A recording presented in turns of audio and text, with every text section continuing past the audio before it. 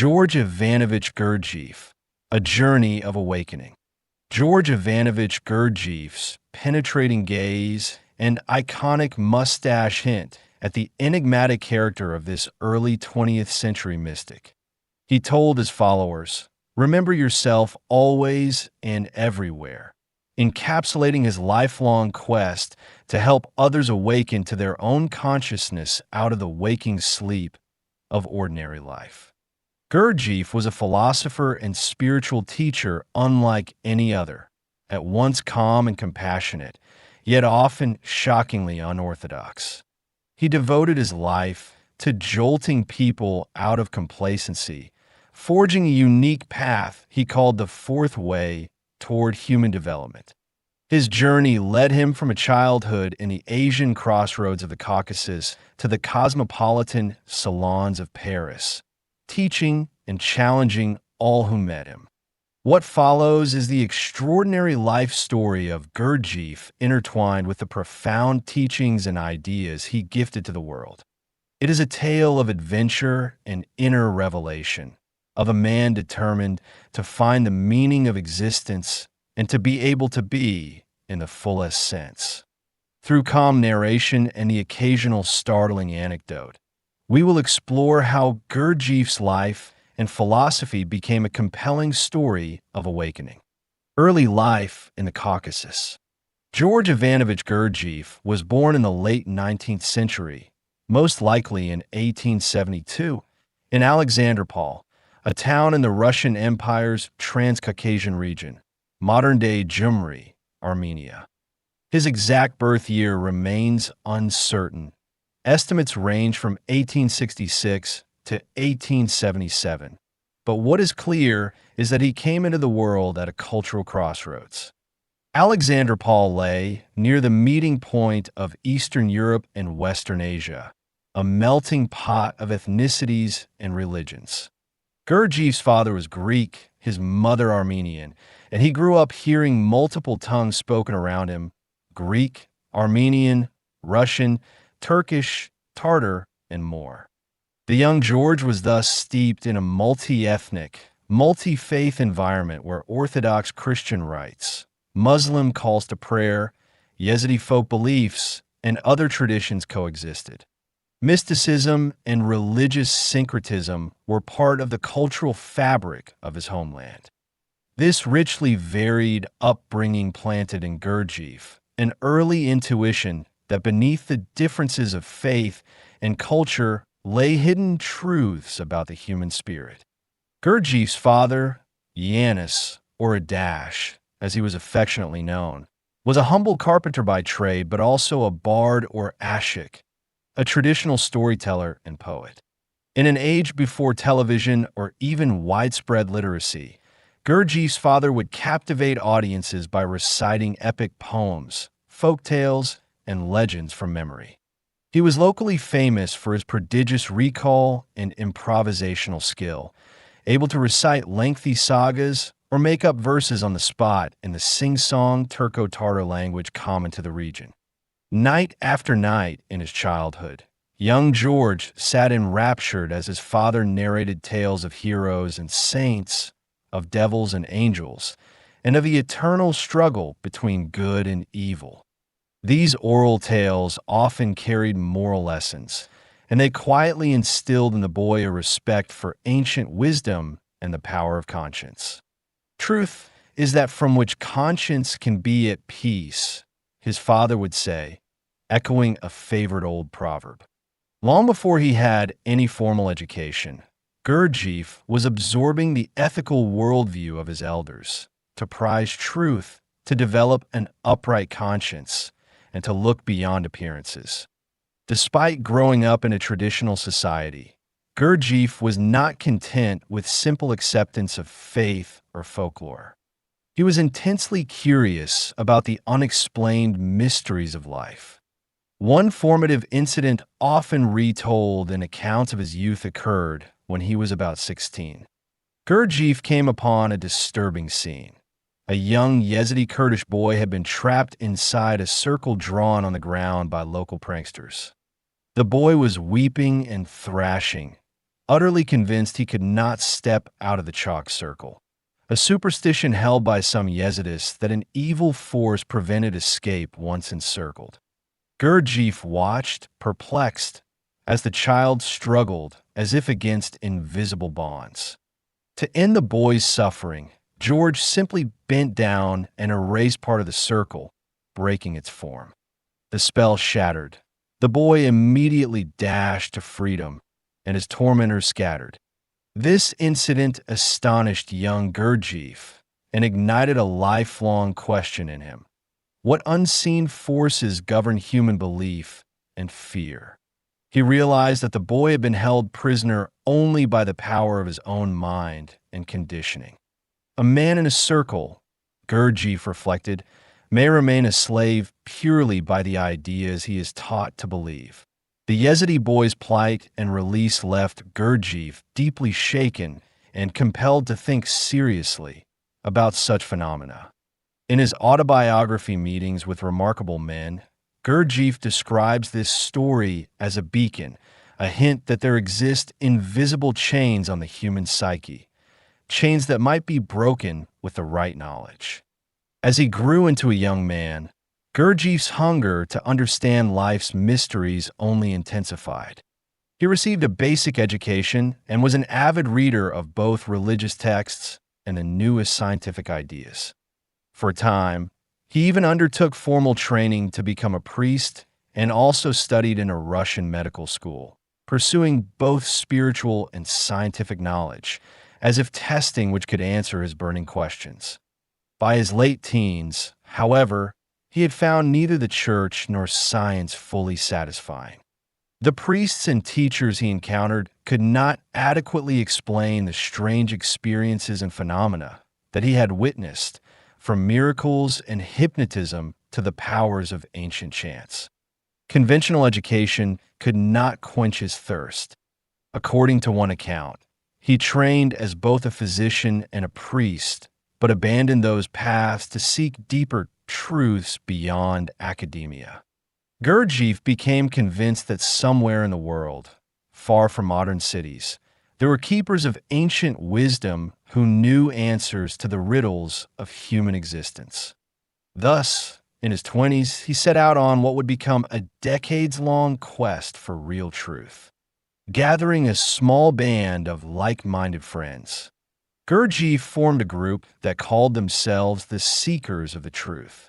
This circle of intrepid companions, each skilled in their own right, be it in languages, archaeology, or religion, shared a common goal: to find the sources of esoteric knowledge hidden in the East. Around the turn of the 20th century, they began a series of arduous travels that read like an adventure novel. Gurdjieff and his fellow seekers trekked across Central Asia, the Middle East, and North Africa, often in perilous conditions. Disguised as pilgrims or merchants, they ventured to remote monasteries and Sufi texts, to Buddhist lamaseries in the Himalayas, to forgotten ruins in the Egyptian desert, following every rumor and lead about ancient wisdom schools. They braved sandstorms on camelback across the Gobi Desert and hiked high into the Pamir Mountains of Tibet. In hidden monasteries and caravanserais, Gurdjieff sought out remarkable men, saints, mystics, dervishes, shamans, anyone who might possess fragments of the great truth he sensed was out there. Years later, he would memorialize these travels and meetings with remarkable men, painting portraits of the wise souls he encountered and the lessons they imparted. One legend that fueled Gurdjieff's search was the story of the Sarmaun Brotherhood, a secret esoteric order said to be nestled somewhere in the heart of Asia. The very name Sarmaun hinted at bee in Armenian, perhaps symbolizing those who collect the honey of sacred wisdom. Gurdjieff became obsessed with finding this brotherhood, convinced they held keys to unlock human potential. He and his friend Pagashin journeyed through endless hazard in pursuit of this goal, determined to find enlightenment, even if they must travel on the devil's back. Such was Gurdjieff's resolve. He would ride on the back of the devil himself, if that's what it took to reach the truth. Whether or not he literally found the Sarmal Monastery, some scholars suspect it as partly allegorical. Gurdjieff certainly discovered many hidden teachers and texts in his travels. He learned to read ancient languages, studied alchemy and astrology, and absorbed the dances and music of various spiritual traditions. Bit by bit, across 20 years of wandering, he gathered the puzzle pieces of a vast spiritual scientific knowledge, a philosophy of man's place in the universe, and a practical method for self-development. These pieces, once integrated, would form the foundation of his own teaching. By approximately 1912, Gurdjieff began to feel he had amassed enough understanding to share with others in a new way. He returned to Russia, then on the brink of great upheaval, with the intention of teaching what he had learned. Settling in Moscow and St. Petersburg, the cosmopolitan centers of the Russian Empire, he attracted a small following of pupils hungry for spiritual knowledge beyond the ordinary. Gurdjieff in his 40s was a striking figure, solidly built, bald-headed with intense eyes, exuding a charisma that was at once earthy and commanding. He rented rooms and began to give private talks and practical exercises to select groups. Unlike the ascetic sages he had sought in the East, Gurdjieff did not isolate himself in a monastery. He taught in living rooms and cafes, right in the midst of bustling cities. His teaching approach was unlike anything the Russian intelligentsia had seen.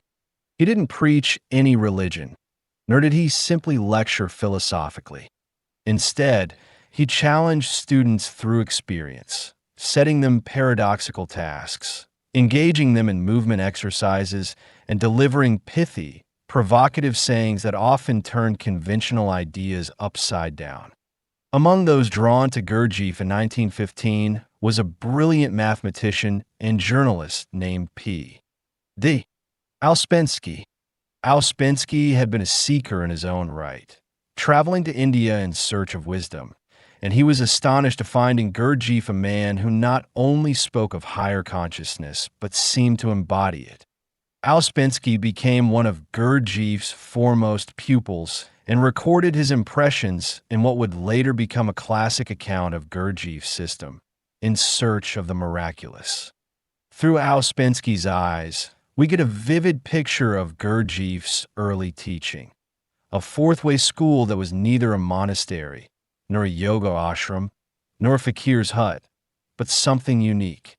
Gurdjieff explained to his Russian students that there are three traditional paths to spiritual development in the East, those of the fakir, the monk, and the yogi, but that each is one-sided. The way of the fakir, he said, is the path of physical discipline.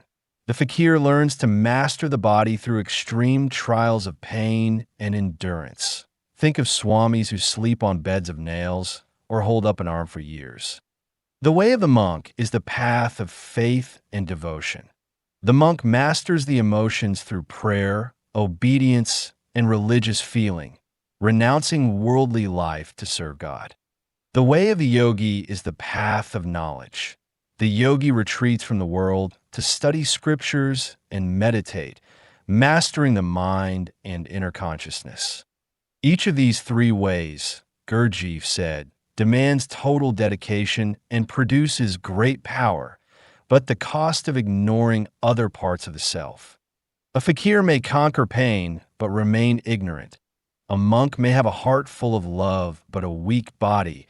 A yogi may be intellectually brilliant, but emotionally undeveloped.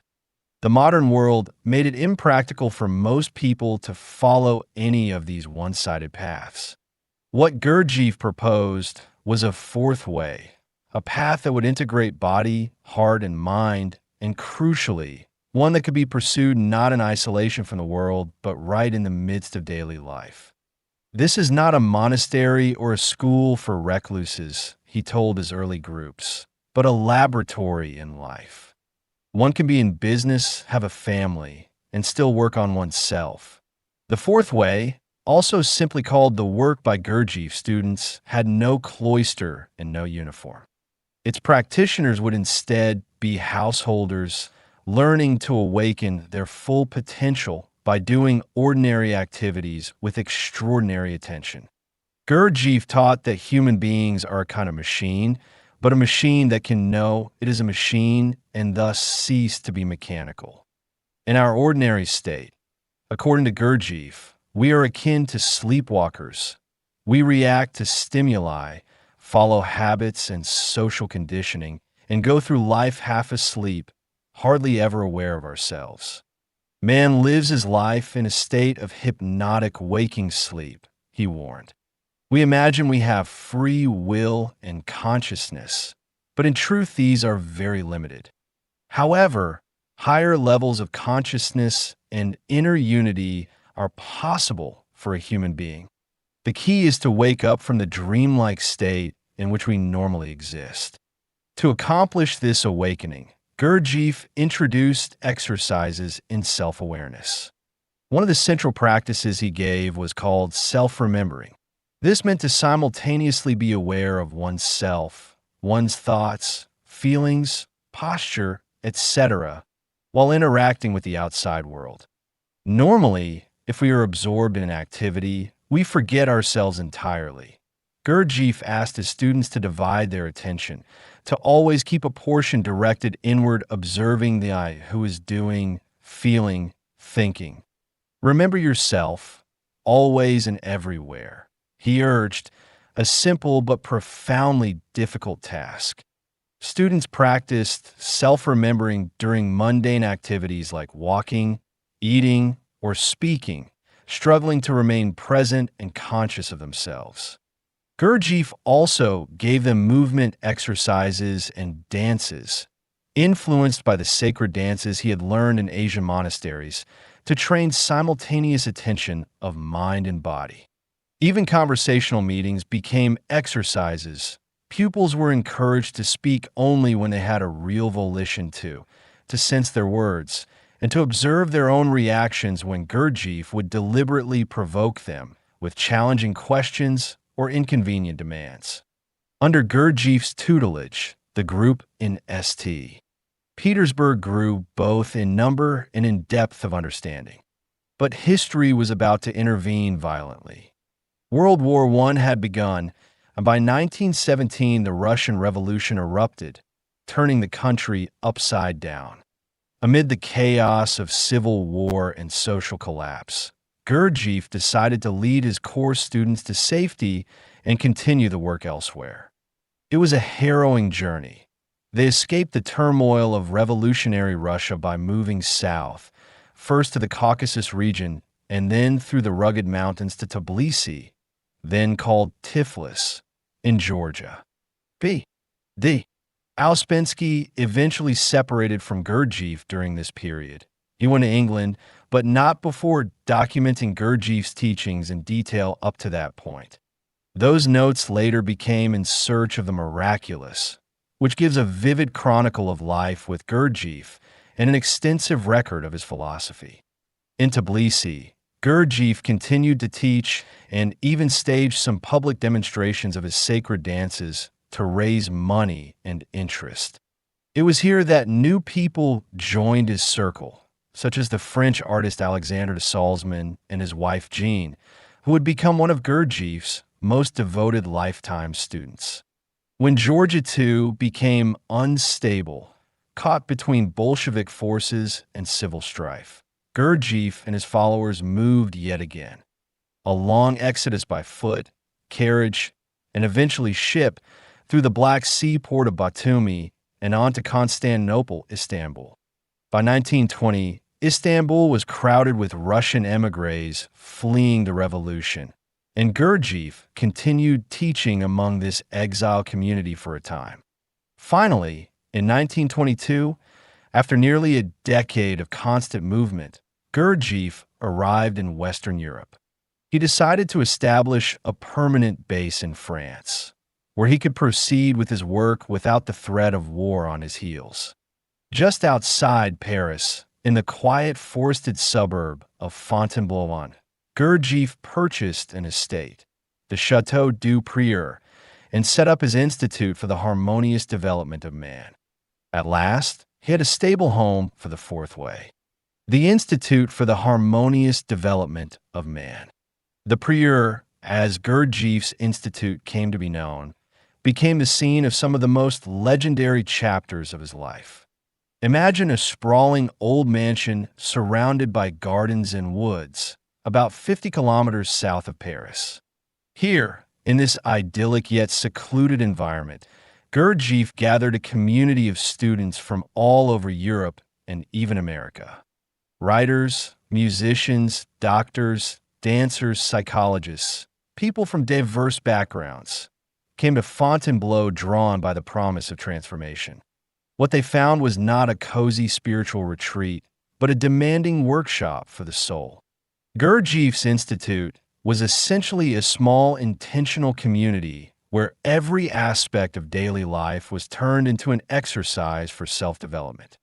The day would often begin before dawn with physical labor. Students dug ditches, chopped wood, tilled the vegetable gardens, tended to livestock, and even built new structures on the property. Gurdjieff believed in the educating power of toil and sweat. By struggling with hard manual tasks, often beyond their ordinary limits, his students confronted their own inner reactions: boredom, frustration, pride, exhaustion, and learned to observe these manifestations of the ego. After hours of farm and household work, there might be a brief rest, but leisure was scarce. The Institute's motto seemed to be, "Rest comes not from the quantity, but from the quality of sleep." In other words, true rest is a result of inner peace, not idleness. Gurdjieff indeed allowed time for rest or recreation, but even that was structured. There were daily periods for meditation or silent contemplation, as well as communal meals where mindful presence was encouraged, and where Gurdjieff often presided with witty or cutting commentary. In the afternoons and evenings, attention shifted to more refined pursuits: music, movement, and study. Gurdjieff, who had a deep love of music, collaborated with a close student, composer Thomas de Hartmann, to create piano music that the pupils would listen to or play while attempting to maintain inner awareness. Most famously, Gurdjieff trained his students in a series of precise sacred dances or movements, geometric exercises set to music that required intense concentration and control. He had learned fragments of these dances in temples and dojos across Asia, and at the Prieur he systematically taught them to his followers as a means of aligning the mind, body, and feelings. To an outside observer, these movements looked like a cross between martial arts and ballet, imbued with symbolic meaning. In the grand salon of the mansion, which was converted into a studio, Gurdjieff would sit tapping a rhythmic beat on a wood block while rows of his students repeated complex movement sequences. He might suddenly shout, "Stop!" at an unexpected moment, and everyone had to freeze in whatever awkward pose they were in, a drill to sharpen their will and awareness. It was rigorous training, and through it, many tasted experiences of heightened consciousness, moments when they were fully present, sensing their body and inner state with unusual clarity. Gurdjieff's Institute was not only about these formal exercises, however. It was a total immersion in living presence. Conflicts and camaraderie in the group were deliberately used as fodder for growth. Gurdjieff encouraged an atmosphere of challenge. Students were put in situations that provoked their worst habits and then were reminded to observe and overcome them. A sign hung in the study house, the movement hall, captured this ethos. Remember, you come here having already understood the necessity of struggling with yourself, only with yourself. Therefore, thank everyone who gives you the opportunity. In other words, every difficulty or annoyance caused by another person was to be taken as a chance to work on one's own impatience, vanity, or anger. It was a revolutionary approach. Instead of blaming others or escaping challenges, one would inwardly say thank you for this test and use it to develop patience or humility. In this spirit, Gurdjieff sometimes went to extreme lengths. One particularly shocking tale from the prior demonstrates how far he would go to create a learning situation. Among the residents was a man of notoriously unpleasant temperament, chronically complaining, selfish, and rude. This fellow aggravated everyone to their wits' end, until finally the community pressured him to leave. He decided to go, unable to bear the hostility. But when he left, Gurdjieff did something astonishing. He tracked the man down and paid him out of his own pocket to come back. Gurdjieff understood that this difficult character was actually providing an invaluable service by rubbing everyone's egos the wrong way. The students were forced to confront their own irritations and judgments, exactly the self-observation Gurdjieff wanted to cultivate. Upon the man's return, Gurdjieff gathered his pupils and explained that this formerly ostracized troublemaker was one of their most valuable teachers, because by dealing with him, they could learn to overcome negative emotions in themselves. One can imagine the surprise and perhaps secret relief of the students as Gurdjieff revealed he had orchestrated this lesson in tolerance. It was these kinds of unexpected twists that made life with Gurdjieff always an adventure in consciousness. He had little use for a comfortable or complacent spirituality. Growth, he believed, flourished on friction and challenge. Not all was unrelenting work at the Institute.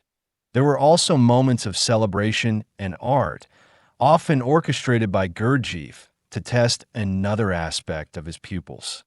For example, he sometimes hosted elaborate dinner parties where copious amounts of food and alcohol were served, and he would encourage toasts and lively singing. Students might be shocked to see their teacher apparently indulging in merriment, and even vodka toasts to idiots. He had a humorously categorized taxonomy of human types he called idiots. But here too a purpose lurked. Could one remain mindful and self-recollected amid revelry and excess? Gurdjieff would watch who lost themselves in drink or emotion and who maintained a grain of awareness. He demonstrated that neither strict asceticism nor laxity was the point, but the consciousness one brought into any activity. A true human being, he showed, should be able to drink a glass of wine joyfully without identifying with it, or work until muscles ache without complaining, doing whatever the moment requires while remaining inwardly free. In 1923, Gurdjieff decided it was time to show the outer world a glimpse of what they were doing at the Prieur. He arranged public demonstrations of his sacred dances, first in Paris and later in New York. That summer in Paris, at the Théâtre de Champs-Élysées, sophisticated audiences witnessed something far removed from the usual ballet. Rows of pupils in oriental costumes moving in perfect synchrony to strange rhythms, displaying geometrical patterns and abrupt stillness at Gurdjieff's clap. These demonstrations created stir. Some viewers were deeply impressed, sensing a transcendent philosophy behind the movements. Others were baffled or even disturbed by the unfamiliar spectacle. The French press took keen interest in this exotic Caucasus Greek who taught mystical dances.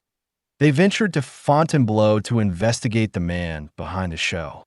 What they found led them to dub Gurdjieff's followers the forest philosophers, a hint at the almost monastic life in the woods combined with philosophical pursuits. Reporters gossiped about the strange goings-on, people disappearing into the forest at sunrise to collect materials, aristocrats scrubbing floors, music wafting at odd hours. Gurdjieff, wary of unwanted publicity, often kept journalists at bay. He once physically chased out some who intruded uninvited, treating them as if they were vermin. Despite, or perhaps because of his prickly handling of the media, legends about the prior grew. Gurdjieff's work continued there in earnest through the early 1920s, supported in part by funds from new pupils drawn in by these public displays. By 1924, Gurdjieff had expanded his influence to America as well. He traveled to New York City with a troupe of his students and gave demonstrations of his dances to American audiences, receiving both astonished praise and skeptical reviews. Among those who attended or met Gurdjieff in this period were influential figures like architect Frank Lloyd Wright and writer Catherine Hume, sowing seeds of the work in a new world.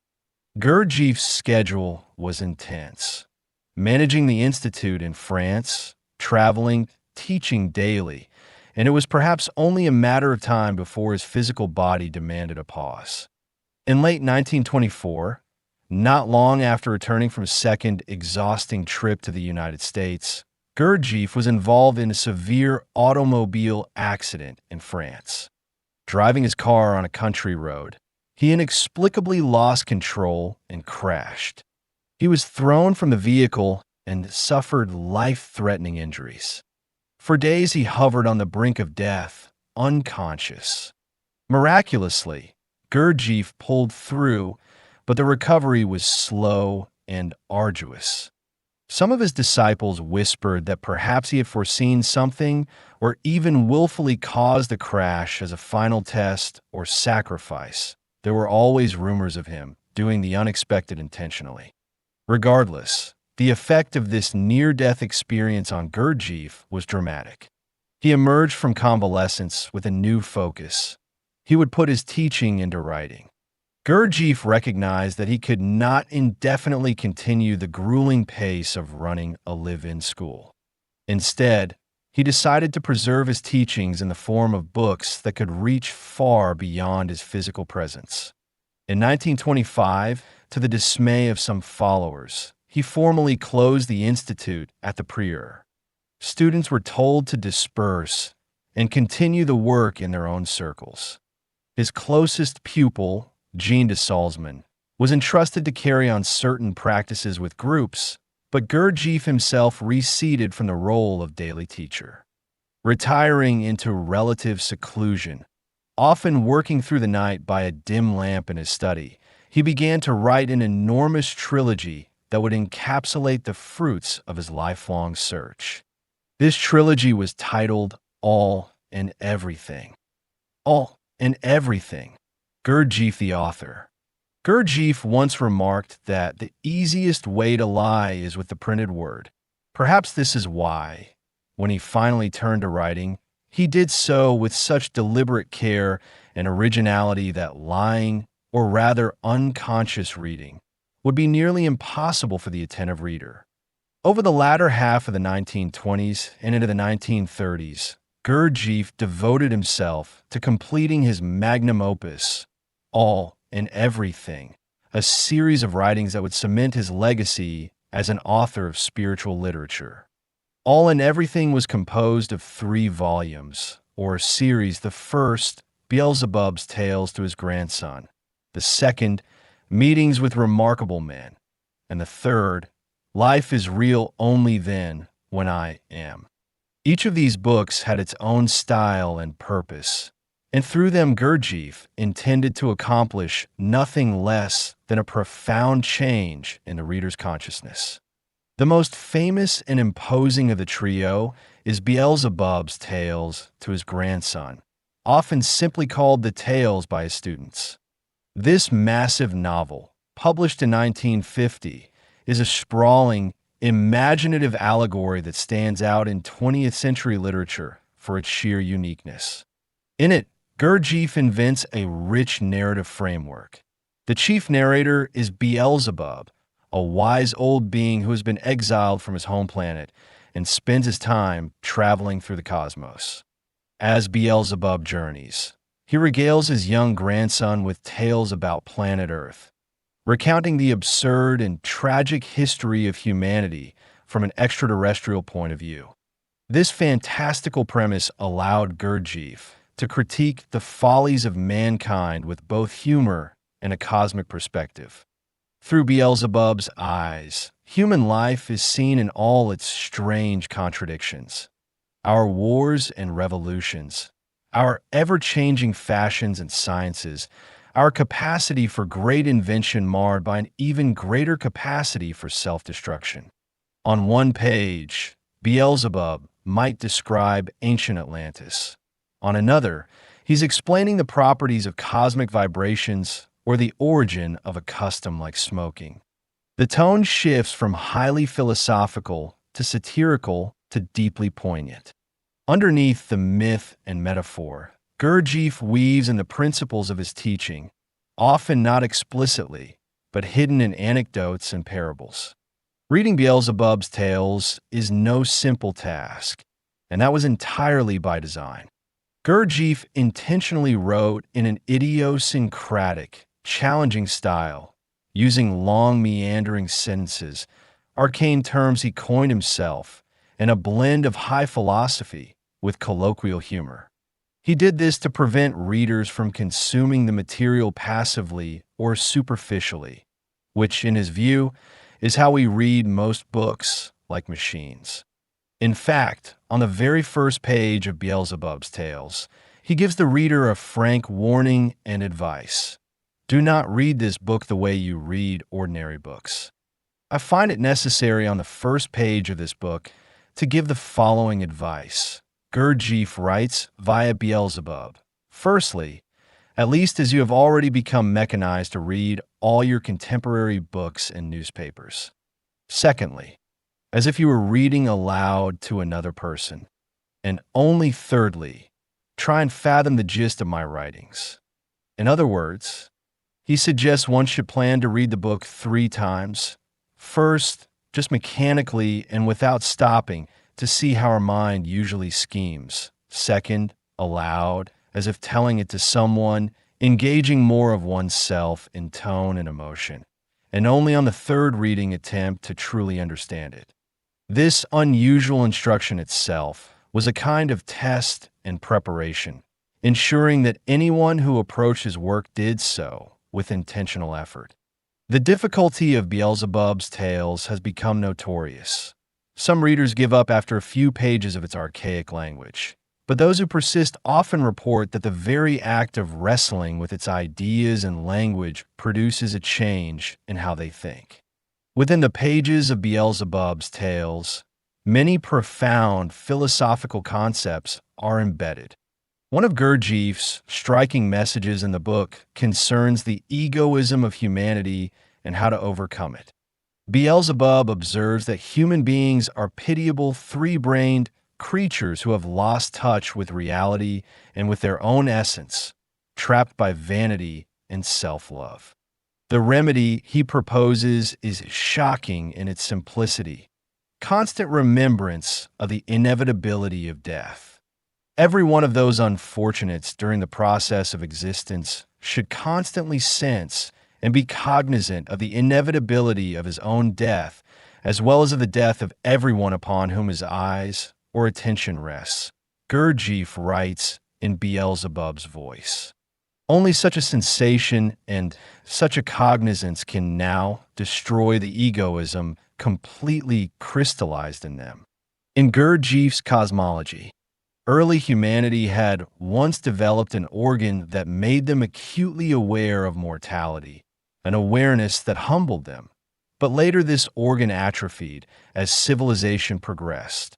By reawakening the constant consciousness of our transient nature, we shatter the delusion of personal immortality that fuels our selfishness and antagonism. It's a sobering idea that remembering death is what can bring us back to life. To the average person, such a prescription might seem morbid or depressing, but Gurdjieff knew that egoism, the incessant focus on me and my interests, is the enemy of any real awakening. Throughout Beelzebub's tales, he returns to the theme that modern people live as if they will never die, accumulating riches and grudges pointlessly, whereas a person who always recalls death will value what is important. their soul, their conscience, their present moments. In one passage, Beelzebub suggests that if he could, he would implant a new organ in humanity. Not a physical organ, but a metaphorical one that would constantly remind them of death, precisely to cure this disease of tomorrow, the habit of living as though there's always a next day to delay everything. Facing the reality of one's own end, paradoxically, brings forth genuine life, empathy, and humility. Beelzebub's Tales is filled with hundreds of other insights on science, history, psychology, and the cosmos. But equally important is its emotional and moral impact. Gurdjieff manages to convey, through Beelzebub's lamentations, a profound compassion for humanity's plight. The book's final message, after taking the reader through a labyrinth of tales, is one of hope that people might yet escape their tragic sleep if they make the effort. It's no wonder Gurdjieff spent over 25 years writing and revising this text.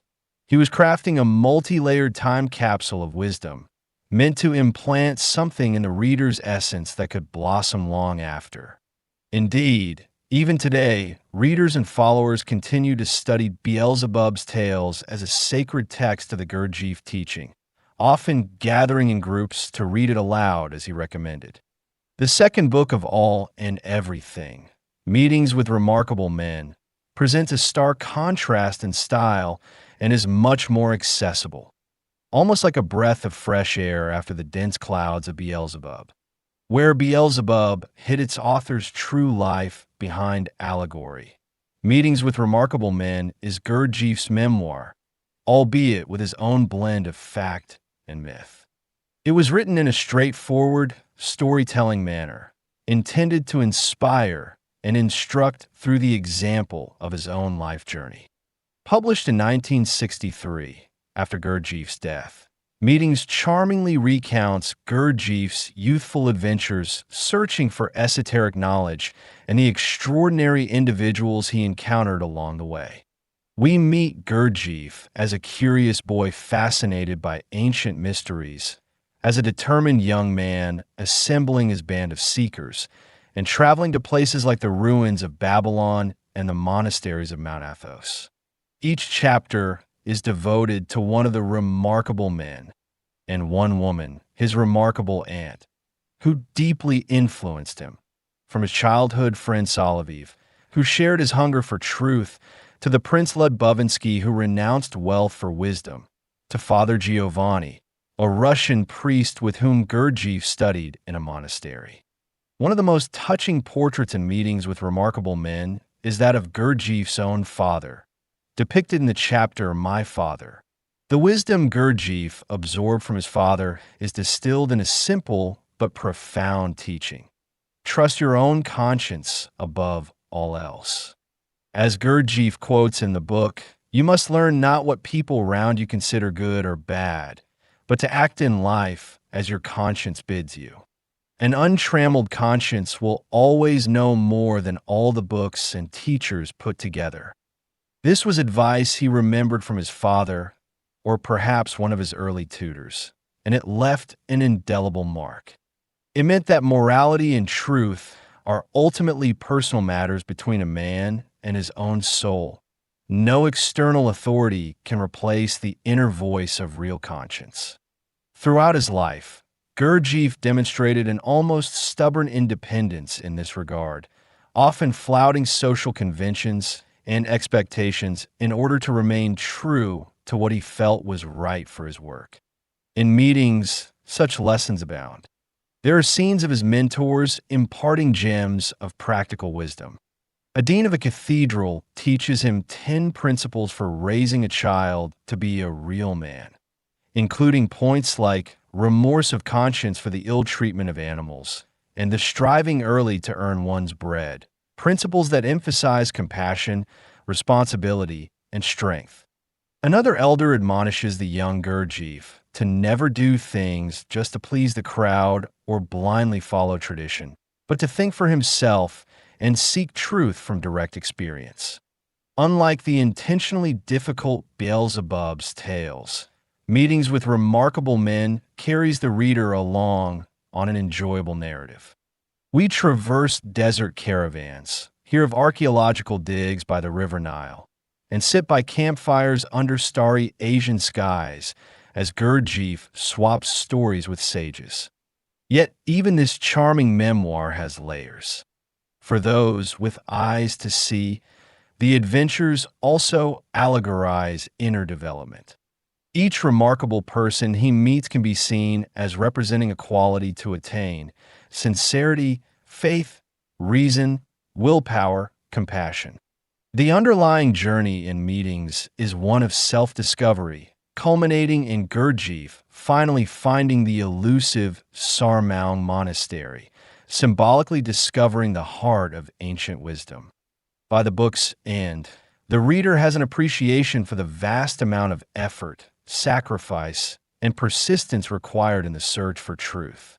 Gurdjieff's own odyssey, as told in meetings, becomes a template.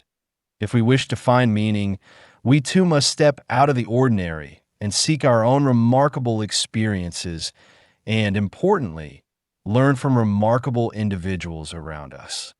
The title itself suggests that one does not become remarkable in isolation. It is through meetings, through relationships, and learning from others that one's being is tempered and refined. The third and final part of the trilogy, Life is Real Only Then, When I Am, remained unfinished at the time of Gurdjieff's death and was published posthumously in 1974.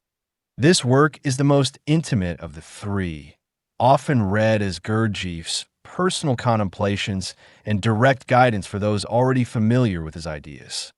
If Beelzebub's Tales was aimed to awaken the reader by force if necessary, and meetings to attract and inspire the seeker, Life is Real Only Then, When I Am was meant to speak heart to the serious pupil who had understood something of the first two. The title itself, Life is Real Only Then, When I Am, became one of Gurdjieff's most famous sayings. In these simple words lies the core of his teaching. Life, with all its beauty, depth, and meaning, becomes real and truly vivid only in those moments when we are present as our genuine self. When the real I in us is awake and participating, not just our automatic personality. Conversely, if we go through life in the habitual, sleepwalking state, then all those experiences are, in a sense, unreal. They happen, but we were not fully there for them. Thus, they do not nourish our being. In Life is Real Only Then, When I Am, Gurdjieff drops much of the fictional veil and speaks more plainly about the inner work needed to achieve the state of I Am. Parts of it read almost like a diary, where he reflects on the challenges he faced in conveying his ideas and the misunderstandings even close pupils had. He provides exercises for attention and recollection of oneself, almost as if giving final directives to those who would continue the work after him. At times, he touches a somber tone, aware that he might not finish all he set out to do. Yet he also exhibits deep trust that if a person makes sufficient efforts, the higher powers or higher centers within oneself will respond. In one segment, he emphasizes the need for suffering, intentional suffering, and conscious labor as the only costs one can pay for achieving real I. This notion that certain kinds of voluntary suffering, such as going against one's egoistic desires or enduring hardship for the sake of a conscious aim, have value, appears throughout his teaching. It ties back to the principle that only conscious suffering has any sense, meaning that suffering undergone with awareness and purpose can actually purify and awaken. Whereas the useless suffering most people undergo in life, being dragged by circumstances, illness, or conflicts while remaining unconscious, yields nothing. Though life is real only then, when I Am is less known than the other works, It contains some of Gurdjieff's clearest exhortations. In one passage, with characteristic frankness, he writes that all his writing efforts were strictly directed towards the solution of the following three cardinal problems. First, to destroy, mercilessly, without any compromises whatsoever, in the mentation and feeling of the reader, the beliefs and views about everything existing in the world. Second, to acquaint the reader with the material required for a new creation and to prove the soundness and good quality of it. Third, to assist in the arousing of the consciousness of the truth of what I say. In sum, he wanted to break the old, provide new material, and awaken consciousness. By the end of the third series, one feels Gurdjieff, the man emerging, aging, a bit weary, yet still burning with a wish to awaken others. His ultimate message could be distilled to the stark realization that life is real only then when I am. In practical terms, he is saying, only when you, the real you, are present, participating in this moment, can you call the experience truly living. Otherwise, it is as if life passes in a dream. While working on these writings in the late 1920s and 1930s, Gurdjieff largely kept a low public profile. However, he by no means abandoned teaching directly. In fact, during the 1930s, and especially after 1935, a new wave of seekers found their way to him in Paris. Gurdjieff had moved into a modest but cozy apartment at 6 Rue de Colonels Renard in Paris. There, he resumed holding regular evening gatherings, which came to be known as meetings, or informally as the Paris groups. Paris in the 1930s was a hub for artists, writers, and free thinkers, and quite a few found themselves climbing Gurdjieff's staircase to sit in his cramped salon for a taste of his cognac and conversation. A notable group of his followers at this time were a circle of intellectual women. Some refer to them as the Roque Group, including Catherine Hume, author Margaret Anderson, and others who became deeply devoted to Gurdjieff's teaching and served as a support network around him in his later years. Gurdjieff would serve strong coffee or his special herb brandy and converse late into the night, giving terse pieces of advice, sometimes scolding, sometimes joking, ever unpredictable. He continued to teach through example and being, not through any institutional structure. The institute was gone, but the work lived on in these intimate settings. Even the outbreak of World War II and the Nazi occupation of Paris did not halt Gurdjieff's mission. Throughout the war years, 1940 to 1944, Gurdjieff remained in Paris, surviving the hardships by selling some of his writings and a famous yogurt he concocted and sharing rations with his students. In those dark times, his apartment became a kind of refuge. With blackout curtains drawn, his pupils gathered around a table lit by a single candle, while bombs thundered in the distance. Gurdjieff would toast with a thimble of spirits to the idiots, meaning, ironically, to each of them, for we are all idiots still seeking wisdom, and then proceed with the evening's work, perhaps a reading from his manuscript, or a serious group concentration exercise, or simply penetrating personal feedback to each student. Despite material difficulties, Gurdjieff's presence provided them a lifeline of meaning amid chaos. It's reported that not a single meeting was missed. Even as history's turmoil swirled outside, the work continued inside, steady and unperturbed. On October 29, 1949, at the age of around 80, depending on which birth date one believes, Gurdjieff passed away in a hospital in Neuilly, Paris. In the days leading up to his death, he had been unusually giving, making sure to see each of his pupils, give them final words of advice or cryptic hints, almost like a teacher distributing last assignments. He knew his end was near. When he died, many sensed that an entire epoch had closed. Yet Gurdjieff did not leave his followers without direction. He had long since designated Jean de Salzmann, his close disciple, to continue the work after him. Indeed, de Salzmann and other senior pupils like J.G. Bennett, Lord Pentland, and Madame Lawns took up the responsibility of guiding groups and preserving Gurdjieff's teaching in the form he had shaped. Gurdjieff's funeral was attended by scores of students, friends, and curious onlookers. He was buried in the cemetery not far from the prior, the site of so many transformative years. A lasting legacy of awakening. Although Gurdjieff the man was gone, Gurdjieff's influence continued to spread around the world in the ensuing decades. His former pupils established formal organizations, the Gurdjieff Foundations in Paris, New York, London, and elsewhere, to ensure the continuity of his teachings, often just called the Gurdjieff work. These groups quietly worked with new generations, teaching the exercises, sacred dances, now known as Gurdjieff movements, and ideas that Gurdjieff had imparted. Meanwhile, the writings he labored over began reaching a wider audience. Beelzebub's Tales to his grandson, once it was published and translated into English, found a dedicated readership among philosophers, spiritual seekers, and even artists who were struck by its originality. Meetings with remarkable men became a beloved introduction to Gurdjieff's world.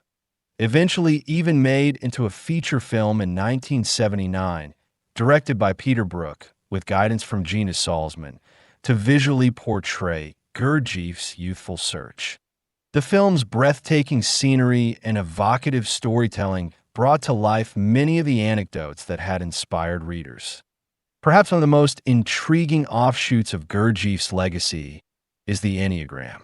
Gurdjieff introduced the Enneagram figure, a circle with 9 points connected by a specific looping sequence, as a symbol of universal laws.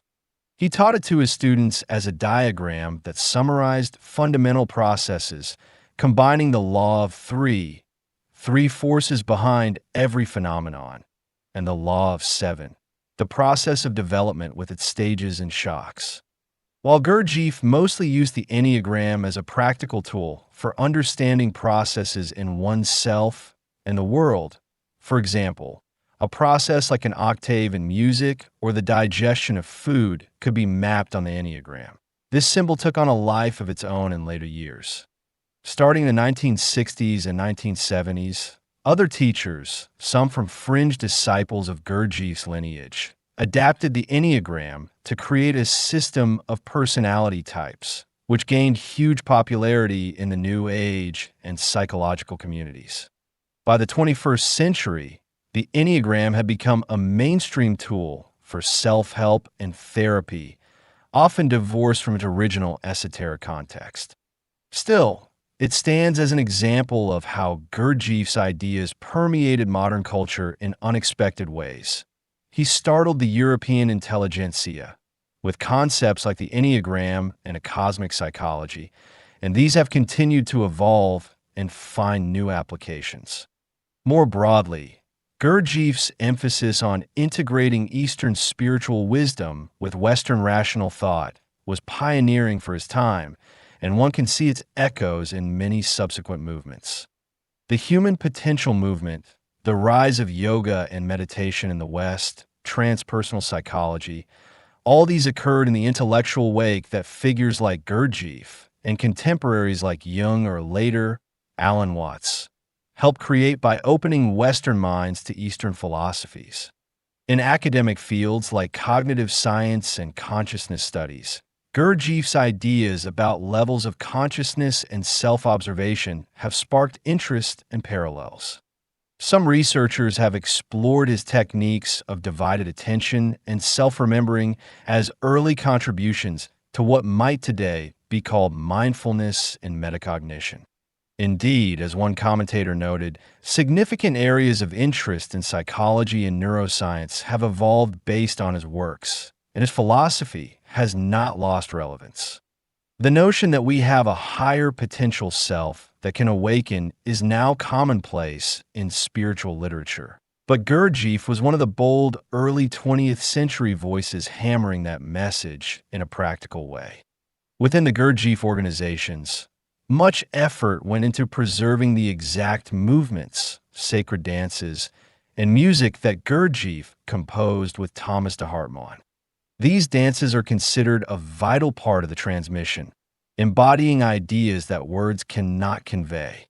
To this day, groups across the world practice Gurdjieff's movements, performing to the rhythmic and haunting piano compositions that were created nearly a century ago. Those who engage in these practices often report experiences similar to the original students. The challenge to balance intense concentration with relaxed awareness, the group's synergy required to move as one, and the mysterious sense of inner presence that these movements can invoke. With time, more of Gurdjieff's inner circle accounts became public, further enriching the picture of his methods. For example, Thomas de Hartmann and his wife wrote Our Life with Mr. Gurdjieff, recounting everyday events and tests from the prior years. It gives a very human portrait of Gurdjieff, at times kind, at times terribly demanding, often humorous. Another close student, C.S. Knott, wrote Teachings of Gurdjieff, sharing anecdotes like how Gurdjieff dealt with financial troubles or his ingenious ways of teaching self-observation. These memoirs confirmed what many had sensed, that Gurdjieff was mercilessly critical and mocking, like Diogenes of old, yet also bore extraordinary gifts that profoundly changed lives. He wasn't an easy master. He would insult egos, poke at weaknesses, and create perplexing situations, all to force those around him to confront themselves. But he also had a compassionate side. He could show great tenderness to someone in genuine suffering or give encouragement when it was truly needed. Those who stayed with him through the years often developed a kind of unshakable inner core, crediting Gurdjieff for having woken them up from the dull trance of ordinary existence. Today, George Ivanovich Gurdjieff is regarded as one of the most original spiritual teachers of the modern era. Scholars note that he was a key figure in bringing Eastern and Western traditions together, one of the primary vehicles for the integration of Eastern and Western spirituality in the 20th century. Unlike mere popularizers of Eastern thought, he created an experiential path that stands on its own, the fourth way, which continues to be practiced. Many terms and concepts Gurdjieff introduced, from waking sleep to self-remembering to the Enneagram, have entered the vernacular of spiritual discussion. Yet, Gurdjieff himself remains in some ways an enigma. He didn't foster a personality cult. In fact, he often drove people away who tried to pedestal him, and he encouraged skepticism and verification over blind faith. Perhaps this is why his legacy endures. It is not a fixed doctrine, but a living work that each person must engage with and test in the laboratory of their own life. Looking back on his journey, from curious boy to world-traveling seeker, from enigmatic teacher in Moscow to taskmaster at Fontainebleau, and finally the wise old man writing at a Paris cafe, one sees a coherent thread. Gurdjieff was relentless in the pursuit of truth and equally relentless in trying to share that truth. The calm determination of his youth, combined with the sometimes shocking methods of his adulthood, formed a dialectic that defined him. He believed that to really wake up, a person might need a shock to the system. And he was willing to provide that, whether through an inconvenient demand, a paradoxical story, or a dramatic demonstration. He named one chapter of Beelzebub's tales the terror of the situation, referring to the alarming state of humanity's sleep. Gurdjieff himself was perhaps a beneficent terror for those who met him, unsettling their old worldview, but illuminating a new one. In the end, Gurdjieff's life and teachings invite each of us to consider our own state. Are we awake to our real possibilities, or are we simply pushed along by life's forces? Can we develop ourselves into a balanced whole, body, heart, and mind in harmony, and attain that mysterious inner unity he insisted was within reach? The journey of George Ivanovich Gurdjieff suggests that the answer is yes, but requires conscious work and remembrance of oneself at every step. As he often reminded his pupils in simple terms, remember yourself. This directive remains the beating heart of his teaching and the bridge between his biography and philosophy. Through all the external adventures, through all the ideas expounded, it comes down to the transformative power of self-awareness. Gurdjieff never promised that the work would be easy, only that it would be worthwhile as it leads to one's own real existence. His legacy is indeed a compelling story and a profound system of thought, but above all, it is a practical challenge extended to each of us. He challenges us to wake up, to observe impartially, to struggle with our inner weaknesses, and to recognize our mortality, all in order to taste what it means to be truly alive.